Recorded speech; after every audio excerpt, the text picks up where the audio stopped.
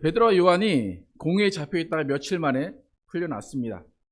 그 대제사장들과 그 성전을 맡은 자들이 협박하여서 너희가 풀어주는데 나가면 너 예수 이름으로 가르치지도 말고 말하지도 말고 아무것도 하지 말라라고 협박을 하면서 베드로와 요한을 풀어줬습니다.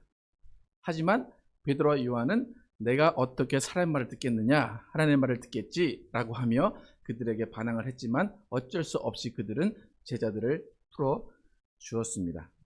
그리고 공회에서 풀려난 사도들이 이제 동료들에게 돌아와서 오늘 그 일을, 그 대제사장과 그 사두개인들과 그들이 말했던 것들을 동료들에게 그대로 전해줍니다.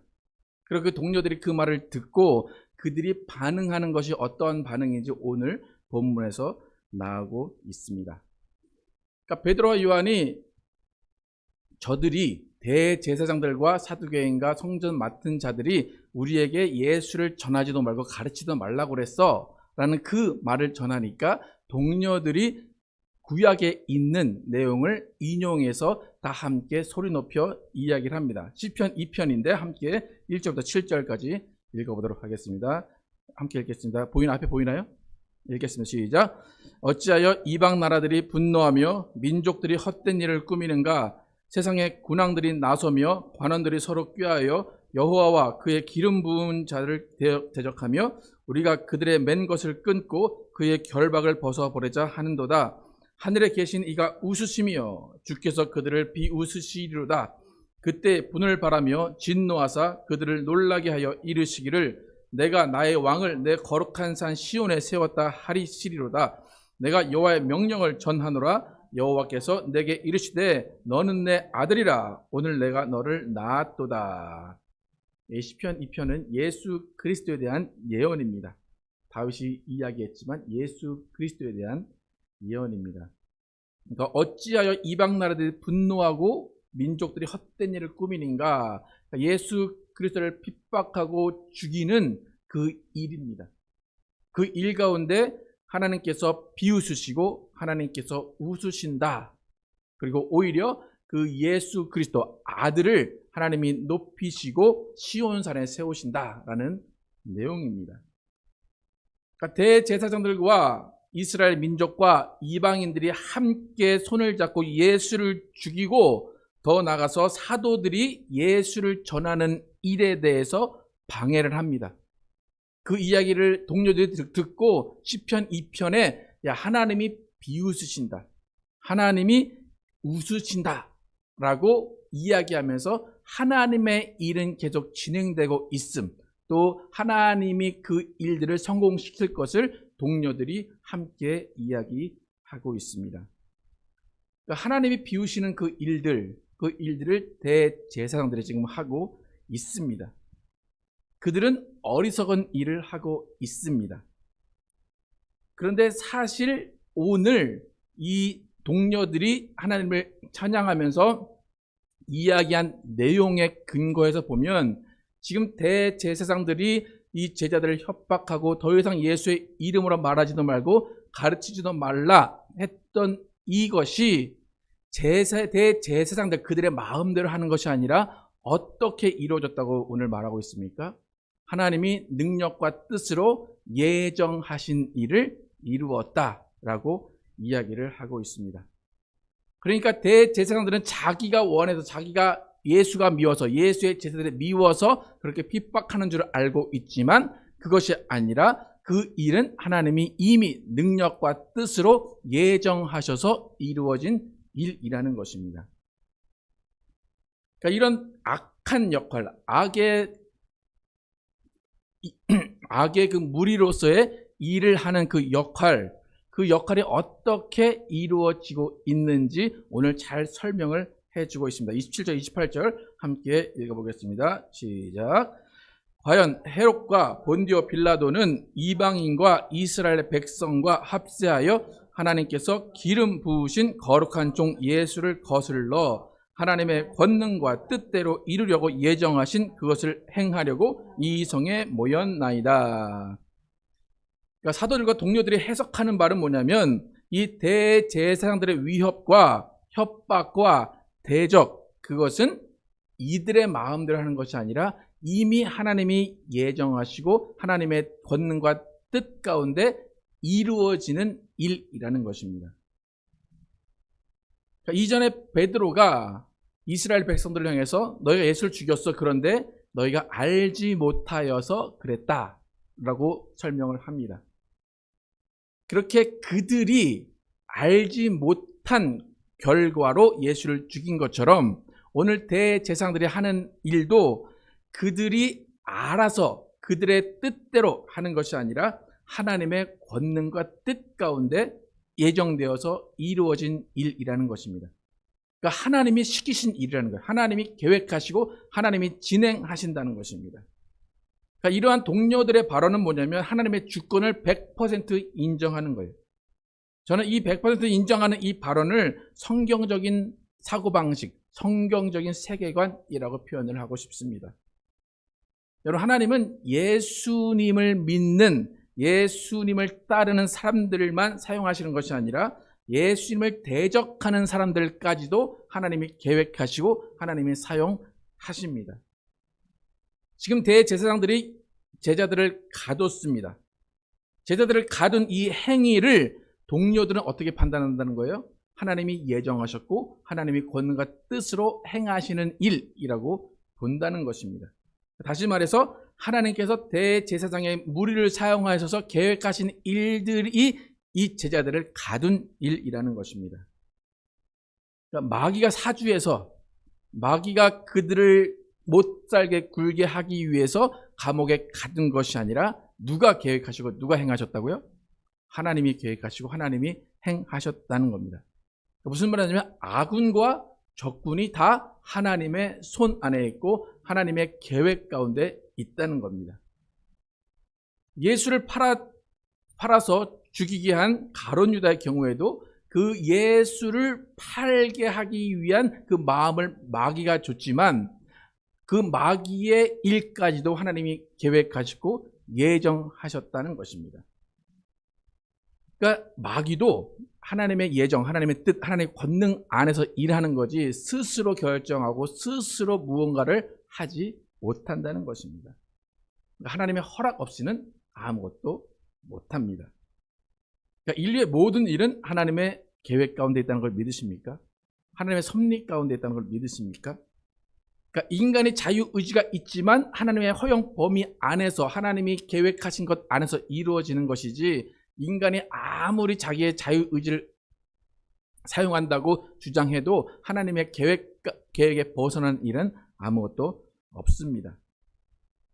그러니까 가룟 유다라는 존재가 정말 이 세상에서 역사적인 그 2000년 동안 계속 욕을 먹는 유일한 사람일 수도 있는데 예수님은 오히려 그 가룟 유다가 그렇게 태어난 것을 안쓰러워하셨어요. 하나님의 계획 가운데 나를 팔기로 작정된 그 가룟 유다, 너는 참 안쓰럽다. 그래서 네가 태어나지 않았으면 더 좋았을 것이다 라고 그것은 긍휼의 마음입니다. 지금 사도들과 동료들이 하는 말이 똑같은 거예요. 대제사장들이 베드로와 요한을 가뒀지만 그들이 악해서라기보다는 하나님의 계획 가운데, 하나님의 섭리 가운데, 하나님의 뜻과 권능 가운데 그들을 잡아 가둔 일이 일어난 것이다 라고 오히려 하나님을 찬양합니다. 그러니까 이들이 하나님을 찬양한 것은 사도들이 풀려나서 기쁜 게 아니에요. 그것만이 아니라 사도들을 가둬둔 그 일 자체도 하나님이 주권적으로 하나님이 모든 것들을 다 알고 계시고 하나님이 계획하셨다라는 그 하나님의 주권, 온전한 주권을 찬양하고 있다는 것입니다. 그럼 만약에 하나님의 주권을 인정하지 않는다면 이 동료들의 태도는 어떠해야 되냐면, 야, 너 풀려났지? 오늘 당장 공회를 쫓아가자. 쫓아가서 저 대제사장들을 우리가 끌어내리자라고 해야 돼요. 근데 그들은 그러지 않아요. 왜 그러지 않을까요? 대제사장들이 제자들을 가둔 것 또한 하나님이 하신 일이기 때문에 그것 또한 찬양할 일이라는 것입니다. 그러니까 그들이, 대제사장들이 악한 일을 했지만 그들이 악한 일을 한 것은 결국 선한 일에 포함이 되어 있다는 겁니다. 그러니까 여러분, 악한 일을 하는 악인의 일도 하나님이 다 주관하신다고 여러분 보셔야 됩니다.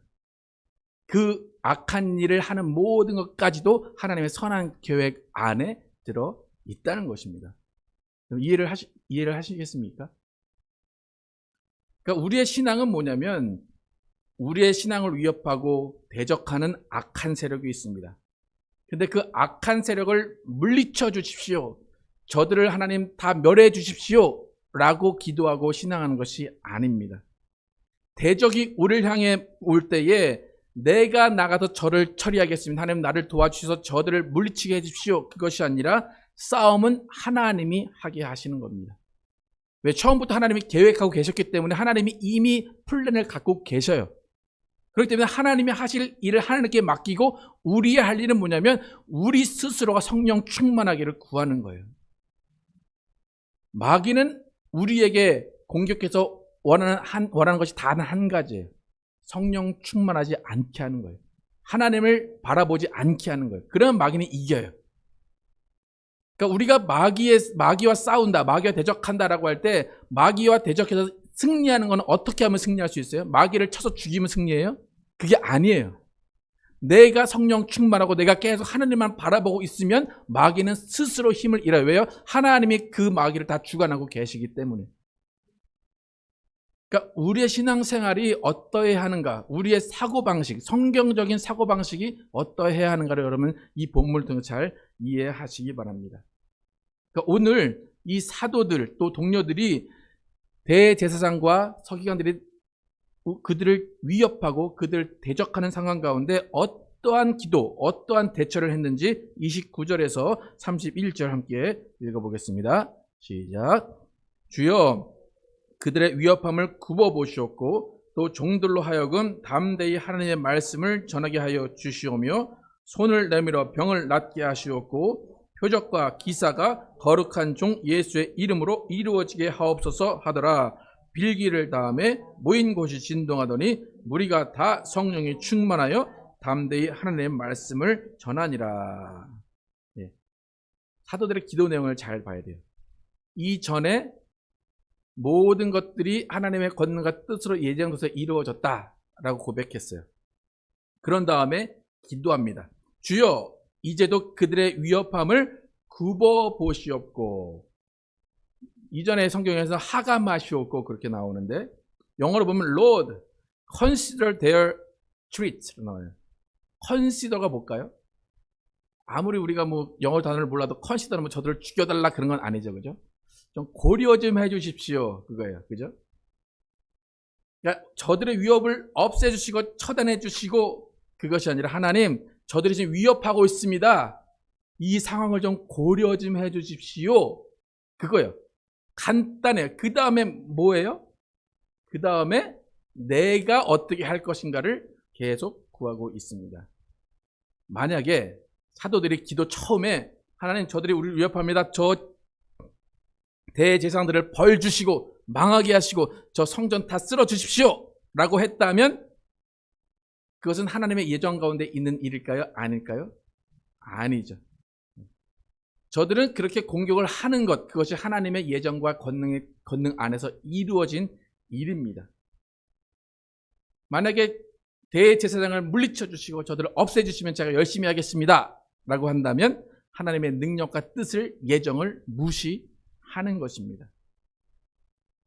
아까 27절, 28절에서 다시 한번 읽어볼게요. 27절, 28절 넘기면 바로 있는데 다시 한번 이들이 어떻게 기도했는지 다시 한번 보겠습니다. 시작. 과연 헤롯과 본디오 빌라도는 이방인과 이스라엘 백성과 합세하여 하나님께서 기름 부으신 거룩한 종 예수를 거슬러 하나님의 권능과 뜻대로 이루려고 예정하신 그것을 행하려고 이 성에 모였나이다. 이것을 인정한 거예요. 이것은 하나님의 뜻 가운데 이루어졌습니다. 그런데 이게 조금 저희한테는 무섭고 거슬립니다. 그러니까 하나님 뭐 해달라고? consider 해달라고. 하나님 조금 고려 좀 해주십시오. 그 정도 이야기를 합니다. 그러니까 사도들의 기도를 잘 봐야 돼요. 없애주세요. 저게 없어지면 내가 하나님의 일을 열심히 하겠습니다. 하나님만 바라보겠습니다. 그게 아니라는 거예요.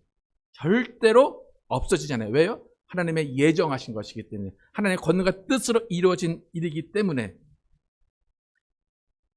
그러니까 이 사도들과 동료들은 잘 알아요. 이 대제사장의 위협이 없어지지 않을 거라는 걸 잘 알아요.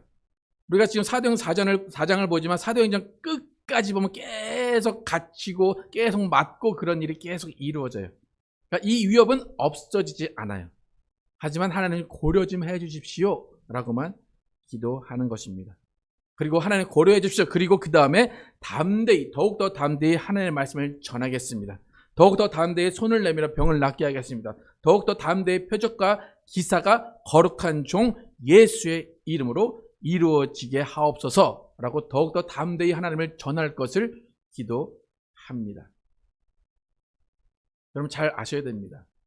여러분 앞에 슬픔이 다가오고 여러분 앞에 위협이 다가오고 고난이 다가옵니다. 우리는 대부분 어떻게 기도하나요? 하나님 이 고난을 없애주십시오. 이 슬픔을 없애주십시오. 그럼 고난과 슬픔 누가 줬다고 여러분 생각하십니까? 하나님은 전혀 그 고난과 슬픔 가운데 전혀 개입하지 않았다고 생각하십니까?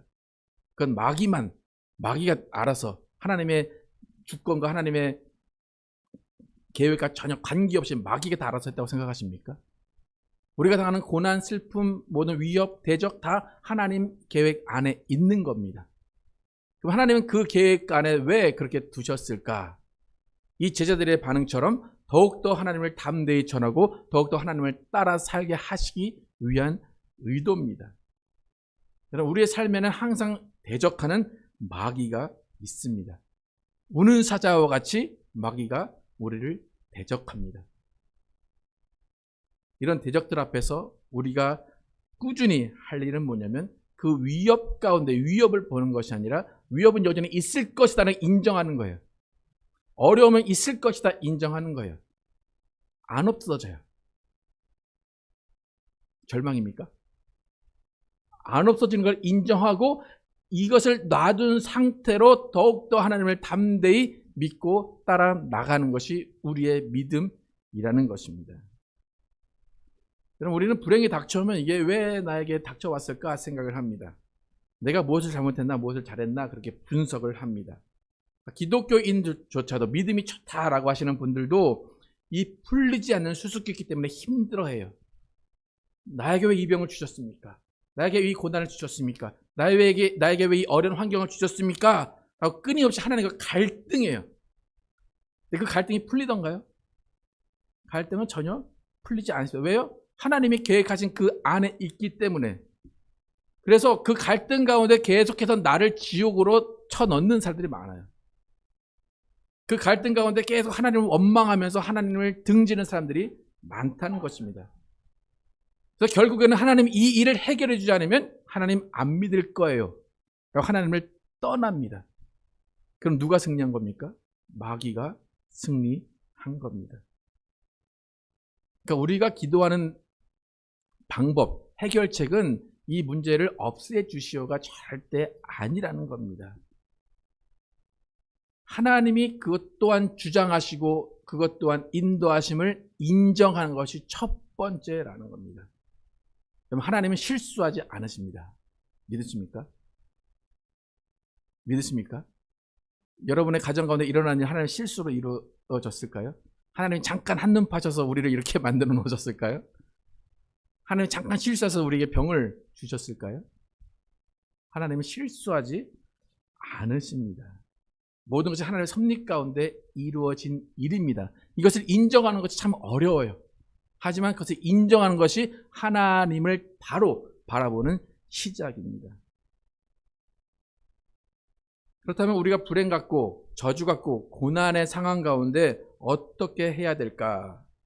바로 사도들과 동료들이 한 기도 가운데 답이 들어있습니다. 대주제여 천지와 바다와 그 가운데 만물을 지은 이시여 라고 먼저 인정하고 그 다음에 예수의 이름을 의지해서 나가는 것이 우리의 할 일입니다. 여러분 불행과 고난과 저주 같은 일이 있어요. 그러면 딱 한마디 하시면 돼요. 뭐예요? 하나님이 컨시더 해주세요. 굽어 살펴봐 주십시오. 더 이상 나가지 마세요. 네. 더 이상 매달리지 마세요. 네. 하나님 이거 없애주세요. 또 다음날 또 이거 없애주세요. 왜 여전히 있어요? 그게 아니에요. 그냥 하나님 그냥 좀 컨시더 그냥 굽어 살펴봐 주세요. 그리고 그 다음에 나는 더욱더 하나님의 뜻대로 살겠습니다. 더욱더 하나님을 의지하겠습니다. 더욱더 하나님의 말씀을 담대히 전하겠습니다. 라고 살아가는 것입니다. 여러분, 우리는 비록 깨어진 세상에 삽니다. 그러나 지옥을 사는 사람이 아니라 천국에 속해 사는 사람임을 인정하시기 바랍니다. 지옥 같은 환경에 있더라도 천국을 살아야 되는 것이 우리의 의무입니다. 모든 환경은 하나님께 좀 고려하도록 하시고 성령을 의지해서 성령 충만한 삶을 살려고 우리가 기도하고 나가야 됩니다. 그때 어떤 일이 벌어졌습니까? 땅이 진동하고 하나님의 역사가 이루어지는 일이 벌어졌습니다. 여러분, 땅이 진동했다. 대제사장들과 관계가 있을까요? 없을까요? 땅이 진동한다고 대제사장의 위협이 없어졌나요? 전혀 상관없어요. 차라리 땅 진동 안 하고 대제사장이 없어지면 끝이잖아요. 그죠? 근데 땅이 진동했대요. 이게 무슨 의미일까? 이게 무슨 의미일까요? 내가 너와 함께 있다는 거예요. 성령 충만하면 모든 일들이 가능하다라고 알려주신 것입니다. 그러니까 사도들에게는 위협이 없어지는 게 중요하지 않습니다. 오직 성령 충만을 구하는 것이 더 중요합니다. 앞으로 여러분의 문제가 여러분의 생활 가운데 큰 위기가 닥쳐오더라도 정말로 주님만 바라보시고 그 위협과 어려움 가운데 무릎 꿇지 마시기 바랍니다. 그래서 우리는 사도행전 가운데 성경적인 사고방식을 배워야 돼요. 예수는 믿었지만 여전히 세상 가운데 세상의 방식대로 살아가는 사람이 너무나 많이 있습니다. 우리는 세상에서 살아가야 돼요. 마귀의 위협 가운데 살아가야 돼요. 그 가운데 마귀를 없애주십시오가 아니라 마귀의 위협은 여전히 있기 때문에 그냥 놔두고 우리는 오직 성령으로, 오직 예수로, 오직 말씀으로 집중하는 것이 우리의 삶의 목적이고 목표입니다. 몇 주 전에 설교한 대로 믿음의 사람은 미래를 소망하며 사는 사람입니다. 과거에 나에 매여 사는 삶이 아니라 하나님의 꿈이 나의 비전이 되어 살아가는 사람입니다. 과거에 다 중심성을 버리고 과거에 대해 성품을 버리고 예수님의 성품이 나의 인격이 되어 살아가는 것이 우리 크리스천의 삶입니다. 나 가진 것 없지만 내게 있는 예수 그리스도의 능력으로 성령 충만하여서 성령의 능력을 선포하며 사는 것이 크리스천의 삶입니다. 여러분, 어려운 상황 가운데 낙심하지 마시기를 축복합니다. 하나님만 의지하시기 바랍니다. 예수님 앞에 나가서 성령 충만을 구하시기 바랍니다. 그럼 성령 충만을 구할 때 어떤 일이 일어나는지를 보십시오. 땅이 진동하는 일을 여러분 경험하셔야 됩니다. 성령 충만으로 하나님의 역사가 드러나는 일을 여러분 보셔야 됩니다. 우리의 살 길은 오직 예수입니다. 우리의 살 길은 오직 성령 충만입니다. 마지막으로 사도들의 기도 어떻게 했는지 선포하면서 함께 설교 마치겠습니다. 주여 이제도 시작. 주여 이제도 그들의 위협함을 굽어보시옵고 또 종들로 하여금 담대히 하나님의 말씀을 전하게 하여 주시오며 손을 내밀어 병을 낫게 하시옵고 표적과 기사가 거룩한 종 예수의 이름으로 이루어지게 하옵소서 하더라. 빌기를 다음에 모인 것이 진동하더니 무리가 다 성령이 충만하여 담대히 하나님의 말씀을 전하니라. 아멘.